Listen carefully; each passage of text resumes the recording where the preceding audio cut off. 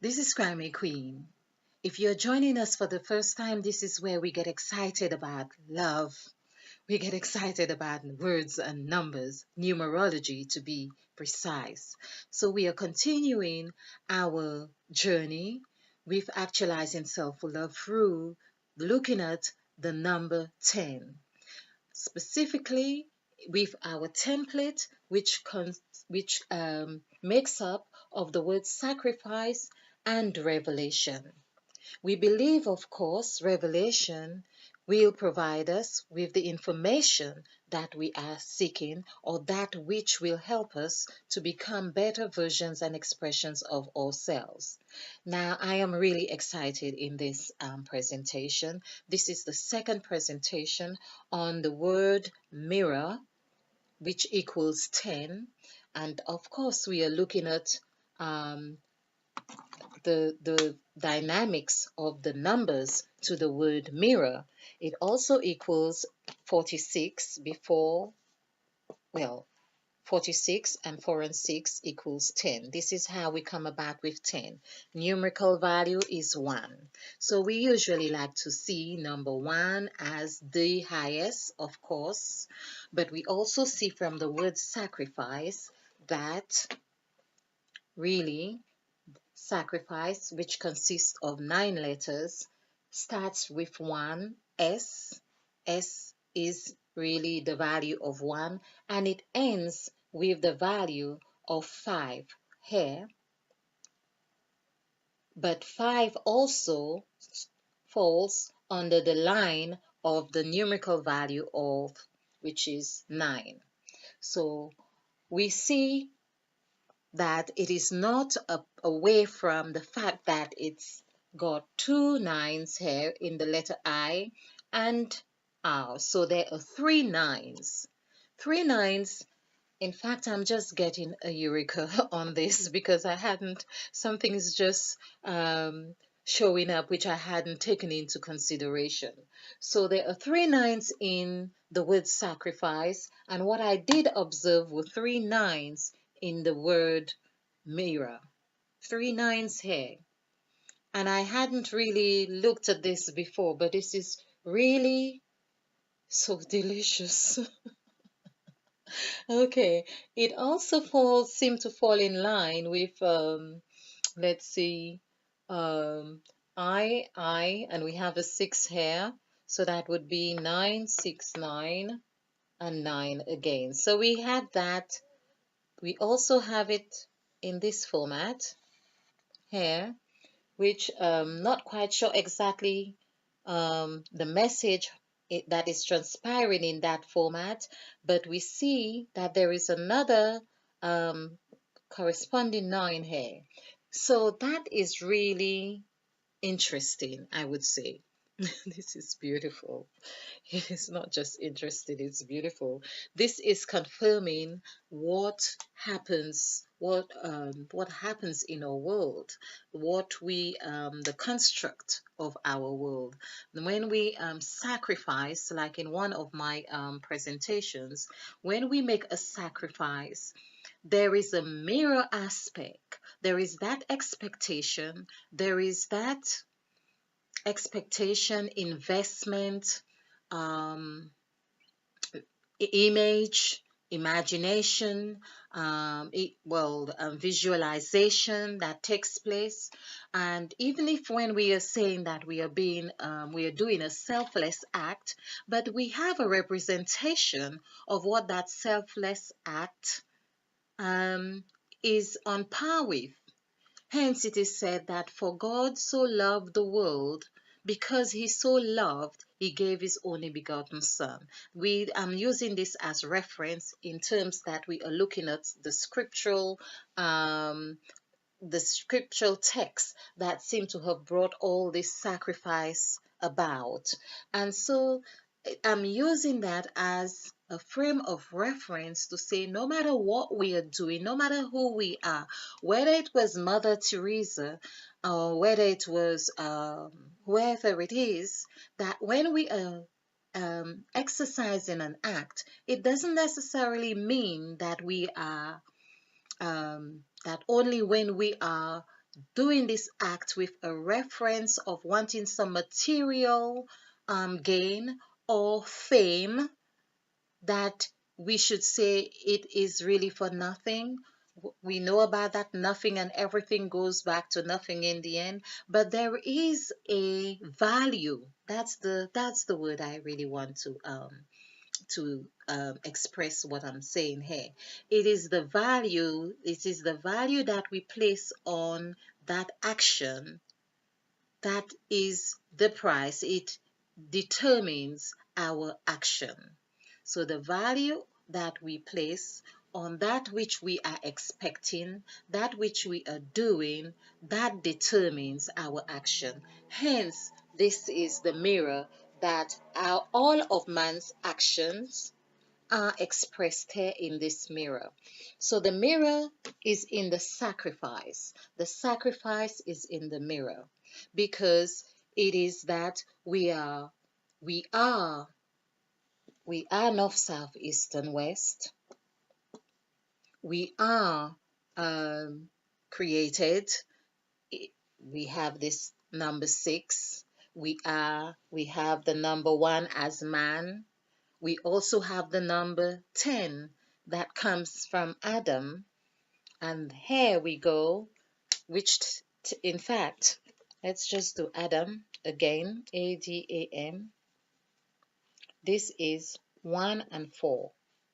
This is 1 and 4. Let's just put a split here for now. Oh, I want you to see this. Okay, let's do this properly. I think I may have to do another presentation on this mirror. Okay, but Adam, this is Adam here, Adam. So it's AD is 1 4 and AD and AM is AM. AM is also 1 4. 1 4 equals 5. 1 and 4 is 5. 1 and 4 is 5. So we see here in this Adam, 5 and 5 is 10. Now this is what we learn is sin, that when man sinned, he became, that is the Adam. The old Adam is the sinner. The sinner, in fact, we have to do a numerical value on the word sinner. But this is Satan as well. Satan. Satan. Satan. Okay. So it's 1, 2, 2 and 2, 4, 5, 5 and 4. Let's see. 1, 2 and 2, 4 and 1, 5. 5 and 5 is 10. Right. So that is 10. So that is Satan. And Satan and Adam is to say that there really is no difference. We didn't have to do any conversion here, but it's only that we see a structure happens here. There is a mirroring here. Now we are also told, again, I'm going through the number 14, that 14 is the lineage of King David and Jesus the Christ. So that hence people are saying that Christ is the new Adam, which is in direct correlation here, the new Adam, and the old Adam, I suppose we could just see him as 10. So the sins were taken away by the equation of 5. But when it comes under the umbrella of man, he is still the old Adam. He is still the old Adam. This is 1, and he is with Satan. This is the story we are learning. But what happens? Because there's the other question of the word heaven, where we are all striving to get to, Heaven. We all want to get to heaven. Are we not in heaven yet? I don't know. Okay. So, heaven, we see. Okay, we I'm going to go back to the mirror, but it's good that we know what we are looking at in the mirror. That's the thing, you know. If we don't recognize ourselves, we might just be staring like, who's that? Who's that? Okay. All right. So this is 8, 5, 1, 4, 5, 5. So that's 10, that's 15, that's 20, that's 28. So 28.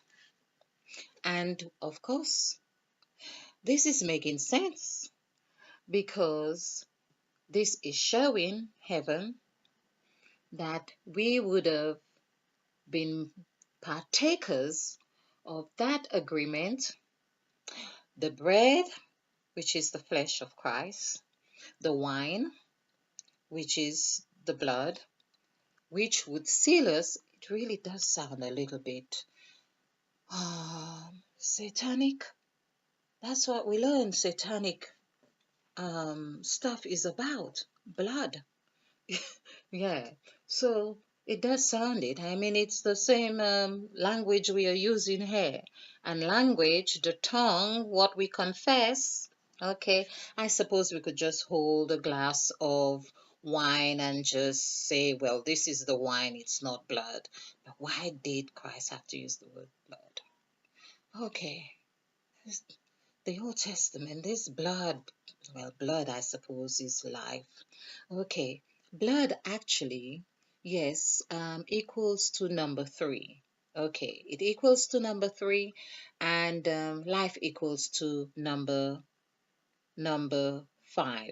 So blood life is 8, 3 and 5, 8, which takes us into high quarters. Okay, just thinking.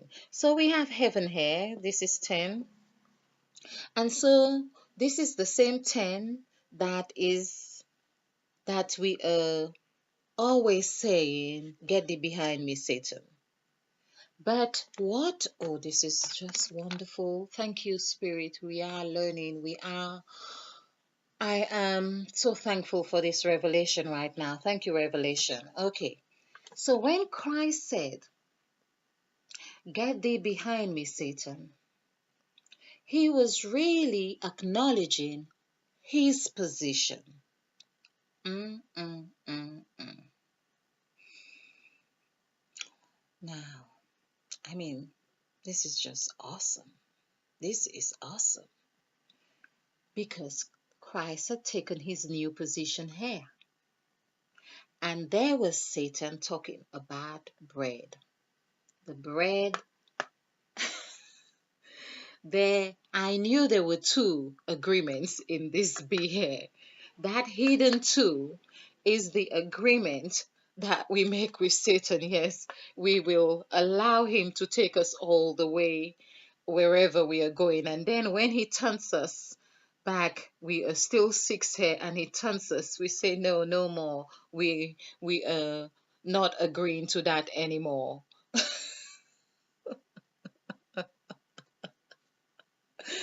We say no more. We say, get thee behind me. No, I want to do the rest of this journey by myself. Because what happens is when you get to number 5, you realize you have the insight because you are on a pyramid. You have the insight that you can't shift those 11 letters at all.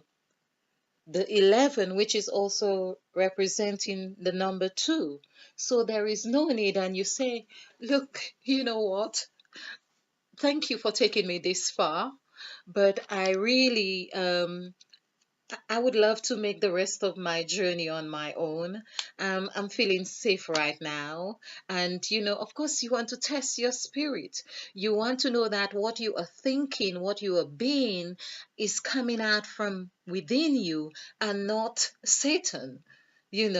Because yes, he had been keeping you happy in that jazz position because he is number 1. I love it. I love it. Yes. So he is number 1. He's from number 1 because if we see Satan's makeup, his makeup or attributes, let's look at that here. Have we got Satan? Okay, Satan. His numerical value only goes up to 5 in that sense of the structure of his makeup. So you see that T here is that T here. That T is in the middle of 5 letters, which is also the representation of that middle, the I sacrifice. Mm, mm, mm. So there we are. Let's give Satan a green heart. So we give Satan a green heart here, and we see that there is SA, which is 2. I've done this before. Let's just take this away. SA is 2, 1, 1, and on the other side is AN, which is 5 and 1, 6. 5 and 1, 6. But then if we add these together, 116 becomes 8. Now this is where we are taught that Satan wants to think he is God, because this is where that equation now, when we take away that agreement, that T, that sacredness that we cannot shift, he is God. He is God of this side here. This is why we learn that he is the God of the earth. But we must not forget that there are constructs in that 4 dimension that he's unable to really, he's aware of it, he knows of it. There is the heaven and hell aspect and all of those things here.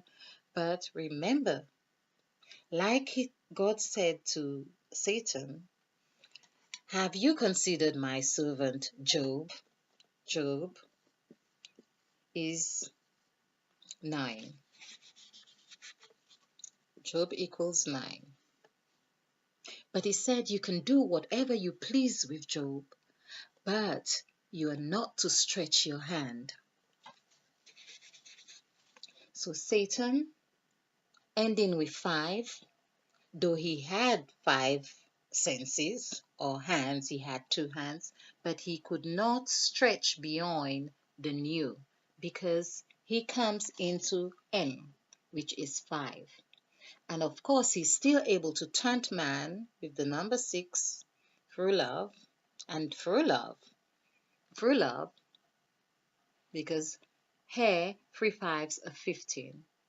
But he could not extend. He has no right. He cannot shift. He cannot manipulate. He cannot do anything on this side. Isn't that delicious? So, what's important though for us to remember is that this Satan we are talking about is part of our developmental stage. The 4 corners of the earth, recognizing ourselves. This is why we are asked to learn to know ourselves. I still want to come back to this. This is the second session on this mirror. And of course, because of time, I want to break them in sequence. So I am hoping you have found this insightful. I am hoping that you have enjoyed it, and that we are able now to see through a mirror. We are able to look in the mirror and acknowledge what we see. We are able to recognize what we see. And I'm hoping that if you like this video, you will click that like button and share, because this is how we do it. We share to actualizing self-full love. In the meantime, spill over with love. Stay blessed, stay bright, and stay ignited. Namaste.